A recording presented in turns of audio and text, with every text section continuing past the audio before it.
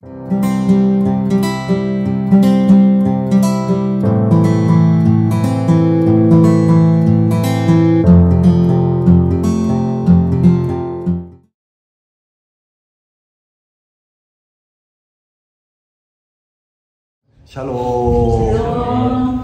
오늘은 본문 말씀을 통하여서 스데반처럼이라는 제목으로 말씀을 상고하려고 합니다.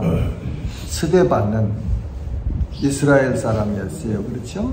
그래서 그는 하나님을 믿는 사람이었어요. 그러면서 그 스데반은 예수 그리스도를 주님으로 믿어서 그리스도 안에서 하나님의 자녀가 된 그런 사람이죠. 그렇기 때문에 스데반은 하나님을 경외했고, 그리고 예수 그리스도를 주님으로 믿어서 그 예수님께서 가르쳐 주신 교훈들을 자기 커뮤니티, 그러니까 유대인들에게 전하는 그런 일을 했던 것을 본문을 보면 우리가 알 수 있습니다. 예루살렘 초대교회는 사도들이 자신들이 하던 구제사역을 맡아서 할 일꾼을 7명을 세웠습니다.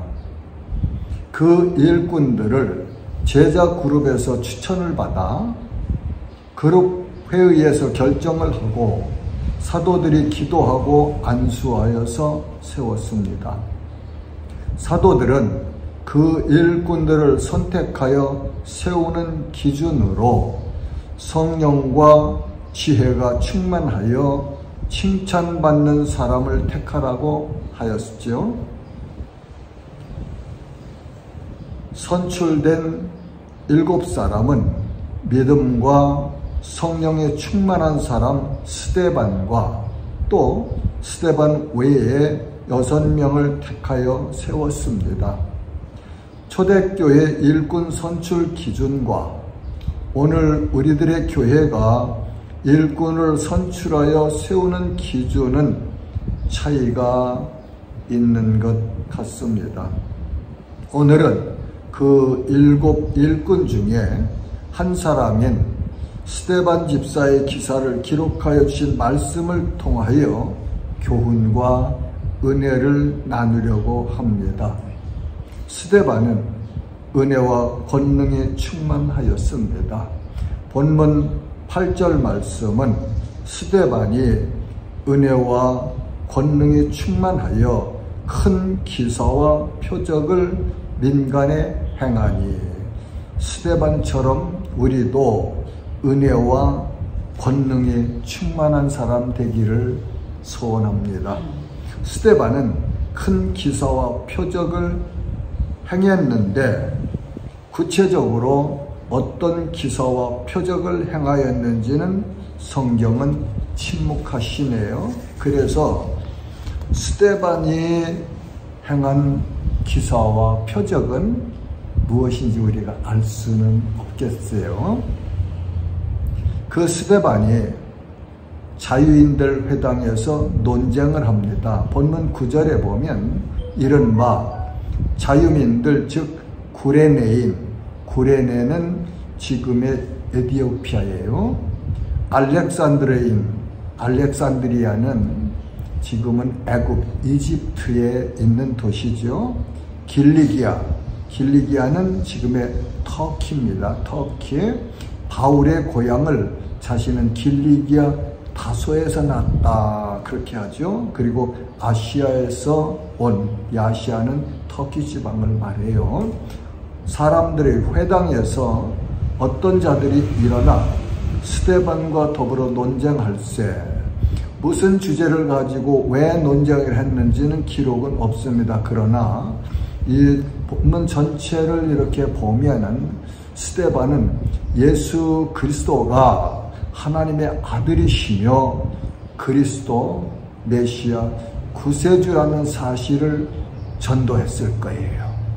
그러니까 아직 거듭나지 못하고 성령 체험을 하지 못한 이 유대인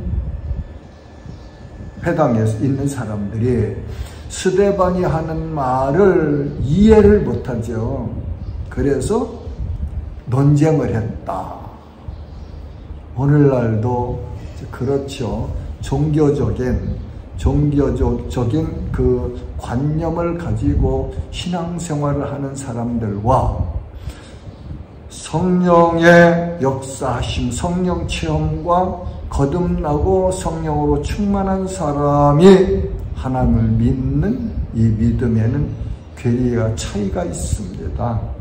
그래서 율법적인 관점을 가지고 성경을 해석하는 파도 있고, 또 은혜, 예수 그리스도 안에서 하나님이 주신 그 은혜, 복음의 관점에서 성경을 전체를 해석하는 그런 또 파도 있지요.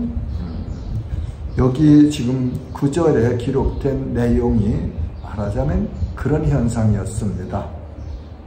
스데반이 지혜와 성령으로 말했는데, 본문 10절에 보면 스데반이 지혜와 성령으로 말함을 그들이 능히 당하지 못하여. 스데반은 지혜와 성령으로 복음을 전했고, 이 회당에 있는 이 무리들은 모세의 율법과 구약, 그 사람이 의를 행함으로써 구원받을 수 있다는 이 교리를 가지고 논쟁을 하니까 일치가 될 수가 없죠. 그런데 그 회당에 있는 사람들이 스데반을 능히 당하지 못했다 그러거든요. 그래서 오늘날도 우리 성도들도 스데반처럼 성령과 지혜가 충만해야 합니다. 그래야 하나님의 은혜를 온전히 이해할 수 있고, 그리고 성경을 공부하면서 깨달을 수 있고 믿을 수 있죠.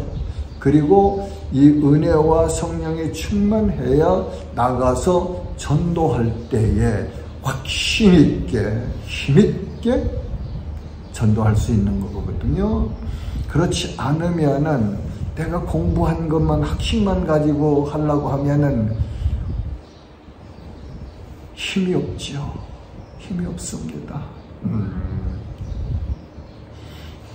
이 말씀을 보면서 스데반이 이렇게 성령과 지혜로 말해서 그 논쟁하는 사람들이 능히 당하지 못하였던 모습을 보면서 저는 예수님께서 제자들을 전도훈련을 보내시며 제자들에게 하신 말씀이 생각났어요.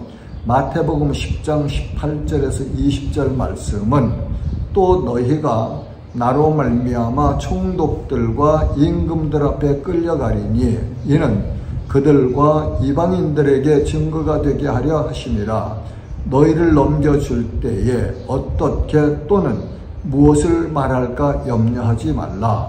그때에 너희에게 할 말을 주시리니 말하는 이는 너희가 아니라 너희 속에서 말씀하시는 이 곧 너희 아버지의 성령이시니라고 말씀하셨어요. 그 사도들을 너희가 이제 앞으로 예수 그리스도를 증거로 믿는 이 일 때문에 총독과 임금들 앞에 끌려갈 텐데 그때 가면 무슨 말을 할지 염려하지 말아라.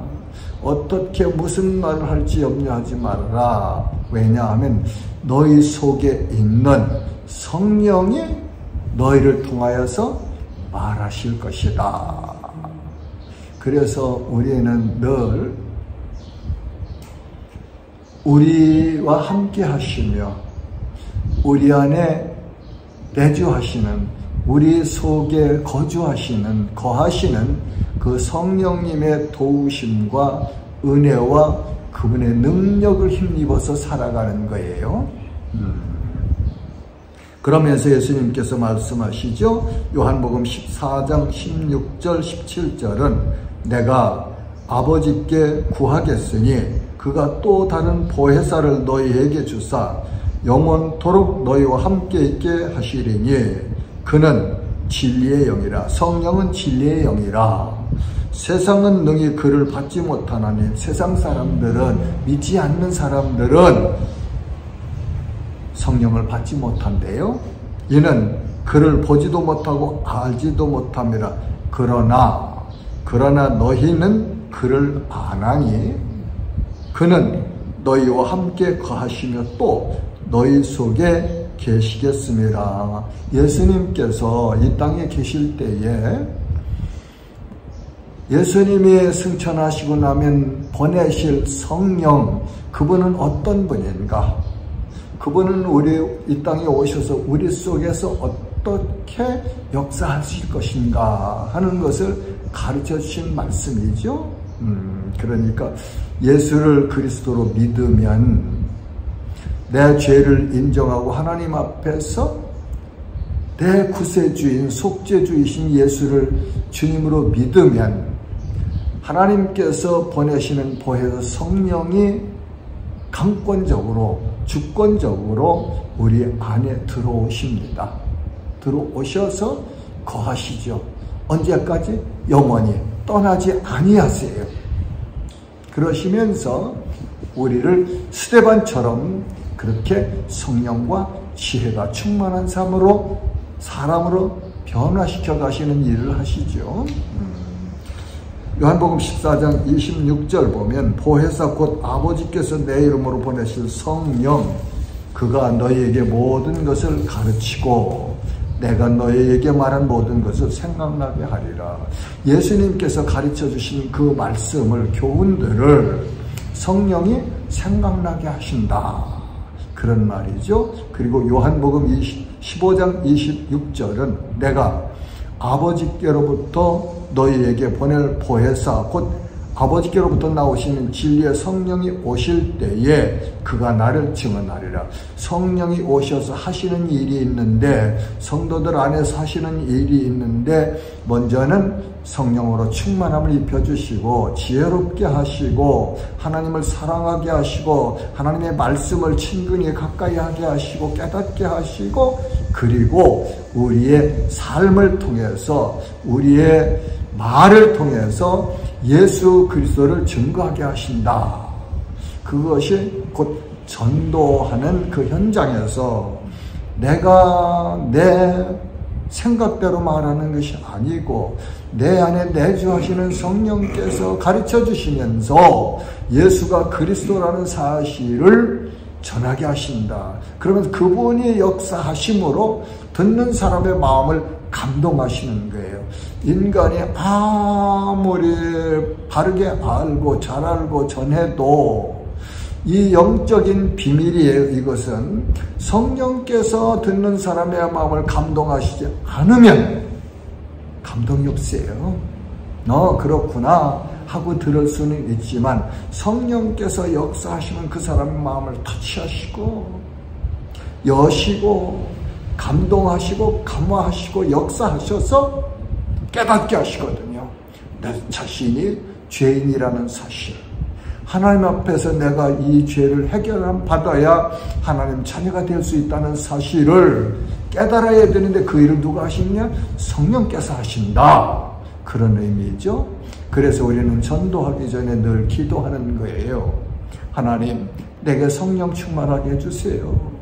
그리고 내가 복음을 전할 때 성령께서 예수님이 그 말씀하신 진리를 깨닫고 바르게 전하게 해주세요. 그리고 내가 저 사람을 내가 사랑해서 저 사람도 예수 믿는 나와 같은 사람이 되기를 원하는데, 그래서 하나님, 내가 전도할 텐데 저 사람 마음을 하나님이 감동해 주세요. 성령께서 감동해 주세요. 그래서 말씀을 받을 수 있는, 복음을 받을 수 있는, 예수 그리스도를 주님으로 믿을 수 있는 은혜를 입혀주세요 하고 기도하는 것이죠. 예. 약속하신 말씀대로 보혜사 성령은 오셨습니다. 오신 성령께서 스데반을 통하여 예수님이 그리스도 곧 메시아 구원의 주님이신 것을 증거하였습니다. 우리들도 성령으로 충만하면 예수는 그리스도이신 것과 누구든지 예수 그리스도를 주님으로 믿는 자는 구원을 받는다는 기쁜 소식인 복음을 스데반처럼 담대하게 전할 수 있습니다. 저는 제 간증이라고 할 수 있을 거예요. 예수님을 영접하고 무역업을 할 때 나는 제일 먼저 성경을 통해서 깨닫고 고친 것이 거짓말하지 않는 것, 정직하게 사는 것을 배웠어요. 그리고 사업하는 목적을 나는 복음을 전하고 하나님의 사람으로 이 땅에서 어떻게 살아가면 하나님의 복을 주시는가 하는 것을 증거하고 싶은 목적이 있었어요. 그래서 내 카스토머들을 만나면은 제일 먼저 나를 소개할 때 나는 예수 믿는 사람입니다. 내가 원하는 것은 선생님도 사장님도 예수 믿어서 나와 같이 하나님의 자녀가 되는 것을 원합니다. 그랬죠. 그러면서 그분들을 위해서 늘 기도했습니다. 그러면 정직하게 살아야 내가 믿는 하나님을 다른 사람들도 인정하고 믿을 수 있는 거 아니에요? 내가 예수 믿으세요, 예수 믿으세요, 예수 믿으면 구원받습니다 하고 내 삶이 올바르지 않으면 사람들이 저 사람이 말하는 예수 믿어도 될까? 하지 않겠습니까? 그래서 우리의 삶이 바라야 되는데 그 일을 누가 하시느냐? 하나님의 말씀과 성령이 하신다. 그렇게 정의할 수 있겠네요. 논쟁하던 자유인들이 스데반을 당하지 못하고 장로와 서기관들을 충동시켜 스데반을 공회로 끌어갔습니다. 본문 11절 말씀은 사람들을 매수하여 말하게 하되 이 사람이 모세와 하나님을 모독하는 말을 하는 것을 우리가 들었노라 하게 하고 거짓말을 사주했어요. 12절은 백성과 장로와 서기관들을 충동시켜 와서 잡아가지고 공회에 세우니 자유인들이 스데반과 논쟁을 하다가 이길 수 없으니까 사람들을 매수해서 거짓 증언을 하게 됩니다. 그 거짓 증언의 내용을 살펴보면 11절은 이 사람이 모세와 하나님을 모독하는 것을 우리가 들었노라 하게 하고 13절에서 14절은 거짓 증인들을 세우니 이르되 이 사람이 이 거룩한 곳과 율법을 거슬러 말하기를 마지 아니하는도다. 그의 말에 이 나사렛 예수가 이곳을 헐고 또 모세가 우리에게 전하여 준 규례를 고치겠다 함을 우리가 들었노라 하거늘 이라고 증언을 합니다. 이 내용을 보면 예수님께서 예루살렘 성전에서 하신 말씀을 생각나게 하십니다. 요한복음 2장 19절에서 22절 말씀은 예수님께서 예루살렘 성전에서 종교 지도자들에게 하신 말씀인데 예수께서 대답하여 이르시되 너희가 이 성전을 헐라 내가 사흘 동안에 일으키리라. 유대인들이 이르되 이 성전은 46년 동안에 지었거늘 내가 3일 동안에 일으키겠느냐 하더라. 그러나 예수는 성전된 자기 육체를 가리켜 말씀하신 것이라. 죽은 자 가운데서 살아나신 후에야 제자들이 이 말씀하신 것을 기억하고 성경과 예수께서 하신 말씀을 믿었더라. 예수님께서 예루살렘 성전에서 종교 지도자들과 이렇게 논쟁을 하실 때 예수님이 말씀하듯 너희가 이 성전을 헐어라. 내가 3일 만에 다시 지을 거야. 그러니까 그 종교 지도자들이 하는 말이 여보 이 성전을 46년 동안이나 지었는데 어떻게 당신이 3일 만에 진단 말이오. 그랬어요. 그런데 예수님이 이 말씀하신 의미는 뜻은 예수님이 십자가에 죽으시고 장사 지낸 지 3일 만에 다시 살아나시잖아요. 부활하시잖아요. 그 사건을 말씀하는 거거든요. 그래서 예루살렘 성전을 유대인들은 가장 거룩한 곳으로 알고 살았는데 이제는 그 성전이 시대가 아니고 예수 그리스도를 주님으로 믿는 자는 하나님의 자녀가 되고 예수 그리스도를 통해서 하나님 앞에 나갈 수 있고 하다는 사실을 예수님께서 가르쳐 주신 거거든요. 그래서 그래요. 우리는 두 가지 주장이 있어요. 하나는 내가 무엇을 많이 잘하면은 하나님 앞에 구원을 받는다 하는 행위 구원이죠. 그것은 내가 무엇을 해야. 근데 그거는 애매한 거예요. 그럼 기준이 어디예요? 구원받을 수 있는 그 내 선행이나 학문의 기준이 어디냐고요? 기준이 없어요. 그렇죠? 그 얘기는 그로 인해서 구원받을 수 있는 방법이 없다. 성경이 그렇게 말하거든요. 그러면 다른 한 주장은 뭐냐? 우리는 모두가 죄인이다. 왜? 우리의 조상인 아담과 하와가 하나님 앞에 죄인이 되었기 때문에 그의 후손으로 태어난 모든 사람은 다 죄인의 후손이다. 죄인의 후손으로 태어났기 때문에 우리가 죄가 있기 때문에 죄성에서 나오는 악한 열매들을 통해서 살아가면서 나도 모르는 사이에 때로는 의도적으로 죄를 짓고 사는 거예요. 죄라는 것은 크게 말하면 하나님을 떠난 것이 죄예요. 다시 말하면 하나님을 인정 안 하고 하나님이 없다고 하고 하나님을 안 믿고 하나님 밖에 있는 것이 죄입니다. 그런데 그 죄의 삭은 뭐라고 하시냐면 사망이라고 해요. 사망은 두 종류의 사망이 있어요. 이 육신의 사망이 있죠. 육신의 사망. 육신은 흙으로부터 왔어요. 그래서 하나님께서 아담에게 창세기 3장에 보면 너는 흙이니 흙으로 돌아가라. 그러시잖아요. 그러니까 육신은 태어났던 모든 사람은 한번 죽으면 영혼이 떠나는 상태를 죽음이라고 하는데 흙으로 돌아가는 거예요. 그러나 우리 속에 영혼이 있어요. 영혼이 있는데 예수 믿는 사람들은 하나님의 영으로 거듭나는 거예요. 성령으로 거듭나는 거예요. 하나님의 영이 우리 안에 내주하시는 거예요. 그 영을 생명이라고 하십니다. 하나님의 영. 하나님의 영이 있는 사람은 하나님의 자녀가 되는. 그럼 어떻게 받느냐?